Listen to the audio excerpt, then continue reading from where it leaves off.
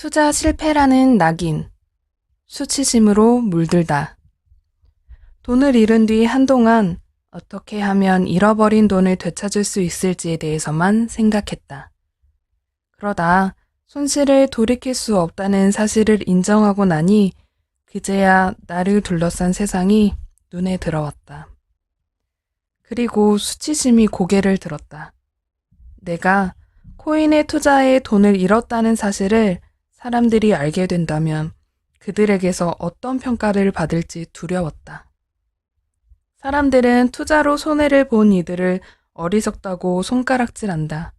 물론 모두 그러지는 않겠지만 그 순간만큼은 세상의 모든 손가락이 나를 향하고 있는 듯한 착각에 빠져들었다.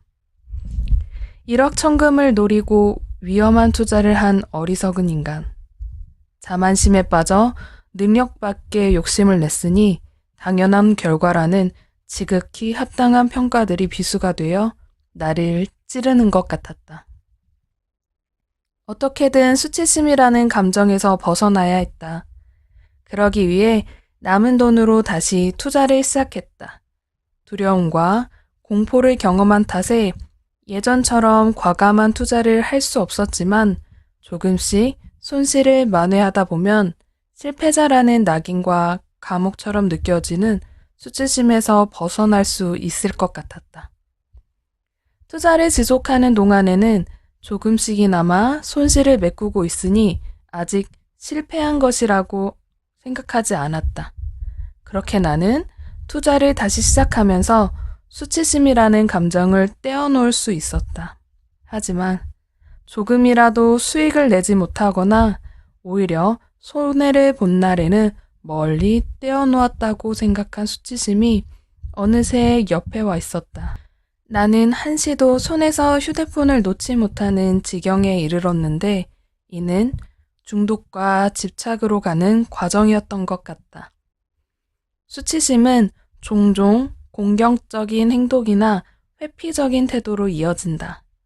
손실을 만회하기 위해 일정 금액의 수익이 발생하면 2, 3일에 한 번씩 아내에게 입금했는데 일주일이 지나도록 입금하지 않자 아내가 물었다. 이번 주는 잘 안 되나 봐?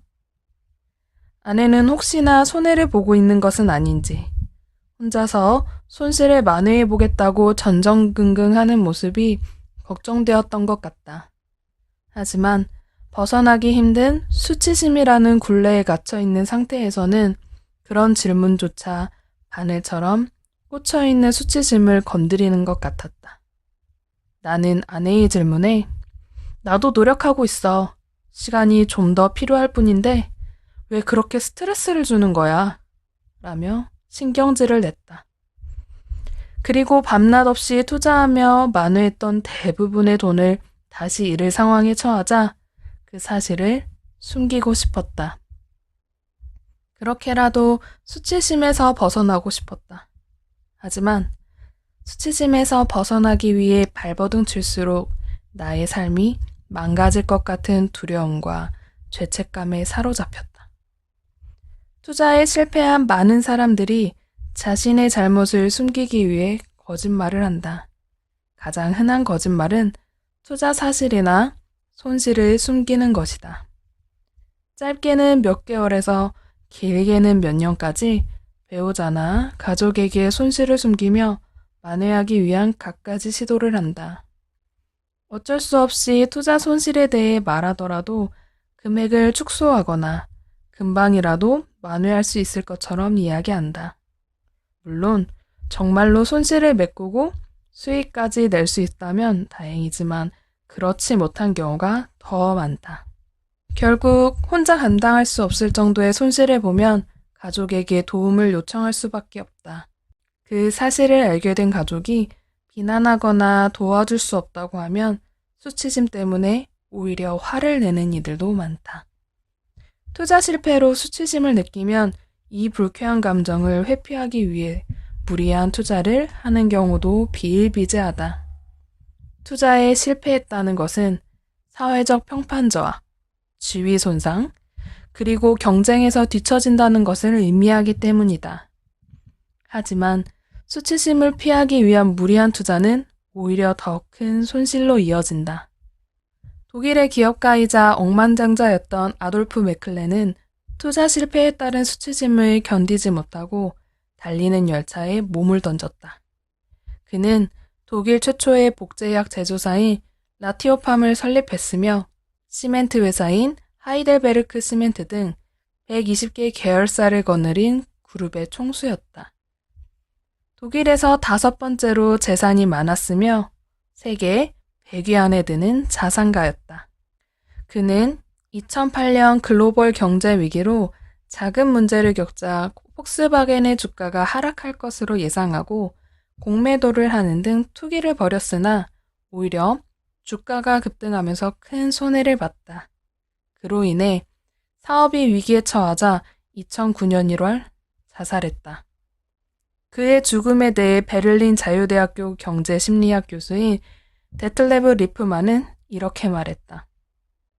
주식시장에서 재산을 잃은 기업가와 6명의 자녀를 두고 직장을 잃은 아버지의 자살 동기는 매우 다르다.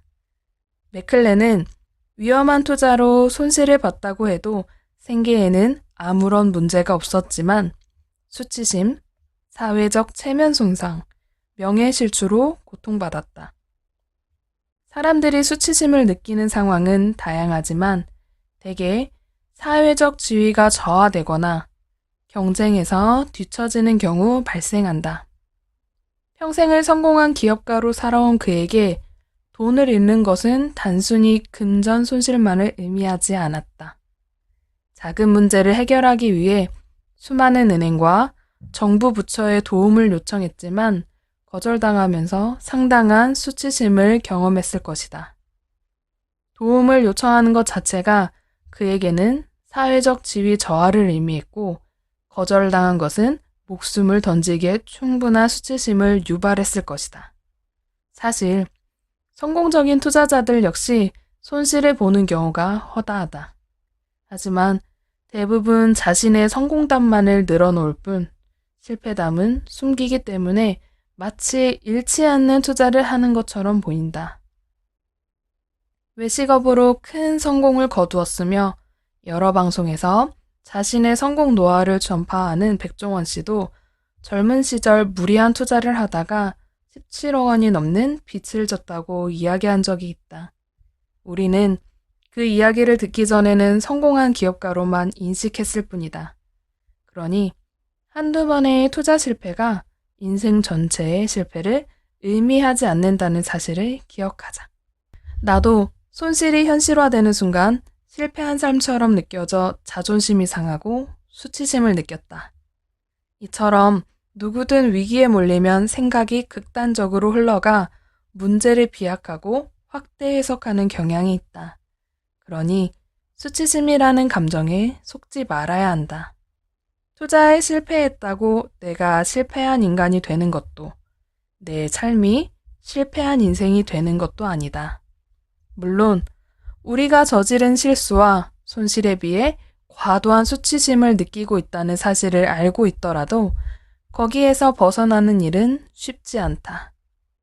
수치심은 모든 것을 마비시킬 수 있는 감정이며 자신이 수치심을 느낀다는 사실을 누군가에게 말하는 것도 어렵기 때문이다. 수치심에서 벗어나기 위해 하는 다양한 시도가 오히려 더 큰 수치심을 유발하는 원인이 되기도 한다. 수치심에서 벗어나는 한 가지 방법은 자신의 감정을 인정하고 누군가에게 말하는 것이다. 대부분의 감정은 이름을 붙이고 말로 표현하는 순간 그 정도가 약해진다. 감정에 사로잡혔을 때는 보이지 않던 해결책을 발견하는 경우도 많다. 그 감정을 왜 느끼게 되었는지, 그것이 자신에게 어떤 의미인지 말로 표현하면서 자연스럽게 통제력을 얻는 것이다. 또한 평소 자신에게 호의적인 사람에게 수치심을 표현하다 보면 다른 사람이 비웃을 거라고 생각했던 일이 그럴 만한 일이 아니라는 사실을 알게 될 것이다.